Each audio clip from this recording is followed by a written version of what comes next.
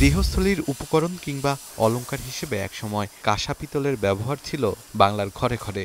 তবে আধুনিক নানা সামগ্রীর কাছে হার মেনেছে এসব সামগ্রী।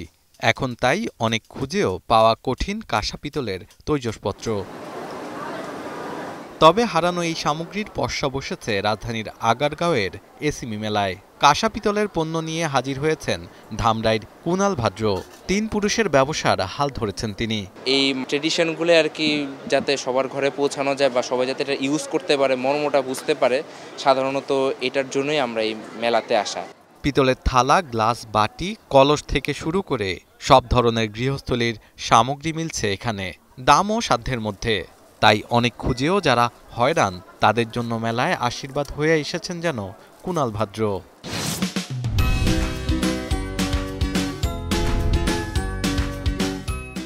পুরোনো দিনের ঐতিহ্যগুলো যখন আমরা টেবিলে সার্ভ করছি বা দিচ্ছি মানুষের কাছে, তখন দেখতেও সুন্দর লাগছে। দোকানগুলোতে আরও বেশিভাবে পাওয়া উচিত, তাহলে মানুষের কাছে পেতে সহজলভ্য হবে। এখন যেটা আমাদেরকে খুঁজে পেতে কষ্ট হয়। উঠেছে বেত ও গ্রামের হারাতে বসা ঐতিহ্য শীতলপাটি। চাহিদা কিছুটা কম শীতলপাটির, তবে বেতের পণ্যের প্রতি আগ্রহ রয়েছে অনেকের। প্রায় ২০০ বছর আগে থেকে আমাদের এই পণ্য জেনারেশন বাই জেনারেশন এখন পর্যন্ত চলে এসেছে। এগুলোর মধ্যে আমাদের খাবার রাখার জন্য, ফলমূল রাখার জন্য, পিঠা রাখার জন্য ধাতব বিভিন্ন তার ব্যবহার করে বানানো হচ্ছে দৃষ্টিনন্দন উপহার সামগ্রী। ক্রেতারাও খুশি এ ধরনের পণ্য পেয়ে।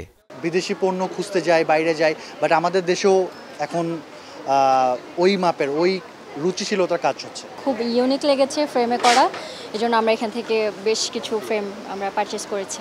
পসরা বসেছে আধুনিক ও নতুন অনেক পণ্যেরও। ক্ষুদ্র ও মাঝারি শিল্পপণ্য মেলার ৬ষ্ঠ দিনে তা কিনতে ক্রেতাদের ভিড় ছিল চোখে পড়ার মতো। বেচাকেনার পাশাপাশি ক্ষুদ্র ও মাঝারি শিল্প উদ্যোক্তাদের ঋণ পাওয়া সহজ করতে মেলায় সেবা নিয়ে হাজির হয়েছে দেশের বিভিন্ন ব্যাংক। যারা ব্যাংকের সাপোর্টটা পায় না, লোন পায় না, তাদেরকে কীভাবে সেটা সহজ করা যায়, ব্যাংকগুলো যে সমস্ত প্রোডাক্টগুলি এসএমইদের জন্য রেখেছে সেইটার সাথে কীভাবে পরিচিত করা যায়। এবারের মেলায় ৩ শতাধিক উদ্যোক্তা অংশ নিয়েছে। মেলা চলবে ২৫শে মে পর্যন্ত। শাহাদাত অফরো, এখন, ঢাকা।